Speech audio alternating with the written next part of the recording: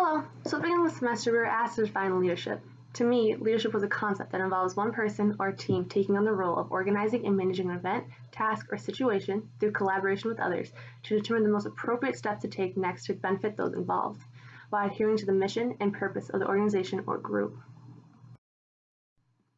So looking back to when I was writing this definition, my mind wandered to the various leadership opportunities I experienced or witnessed throughout my life.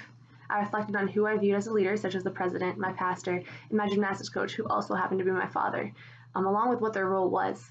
All three of them took the lead in guiding others towards a shared vision and collaborated with them to determine what steps to take to benefit the overall group or organization. The president oversaw political matters and led the country towards a shared goal by adhering to the laws and policies of the United States. My pastor worked very closely with other community members of the church to organize and manage different service opportunities, such as going to a soup kitchen or working in a soup kitchen, or community volunteering. My father, who was also my coach, had the role of managing the gymnastics business and encouraging other coaches to follow his coaching techniques and approaches. In addition to viewing leadership in others, I also reflected on my own personal experience leading. From being team captain of the high school gymnastics team to college gymnastics team to then coaching gymnastics, I felt collaboration was one of the most utilized characteristics. I worked very closely with other coaches and my team members on deciding what skills we needed to work on to improve. As one of the responsibilities in leading my teammates and my students to success, collaboration and teamwork were two very important aspects of my leadership experience. After this course, my definition of leadership has evolved.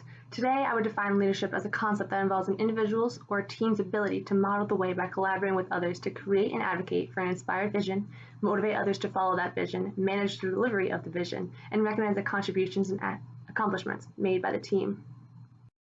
Comparing my definition of leadership from today to what it was at the beginning of the course, one aspect of leadership that remains the same is collaboration. Everyone wants to feel heard and respected. As a leader, one must take the time to listen to what his or her followers are requesting. The end goal is important, but without collaboration, a leader will lose their followers and not accomplish what they set out to do.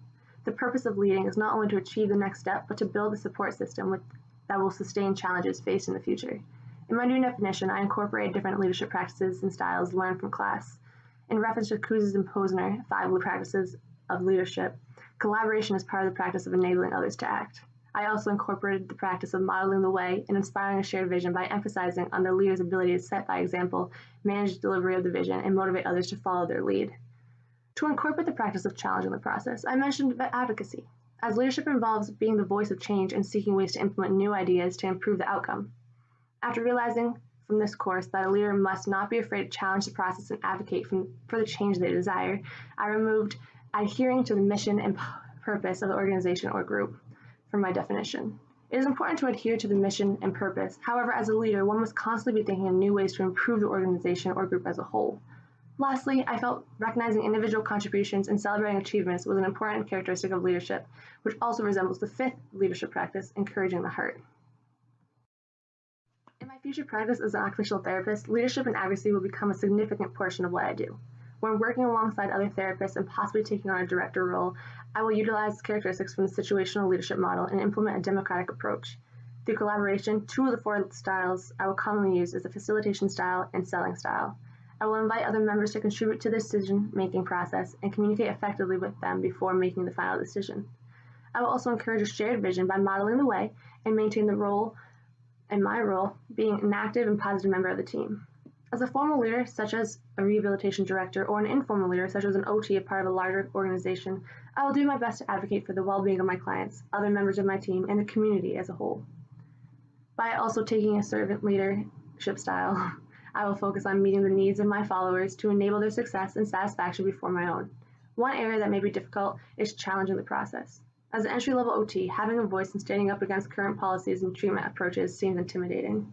However, over time I will develop more confidence and seek new and innovative ways to enhance treatment for clients and improve the conditions I will be working in. I will be an active member of the team and use my therapeutic use of self to encourage and motivate others to collaborate on achieving the desired outcomes.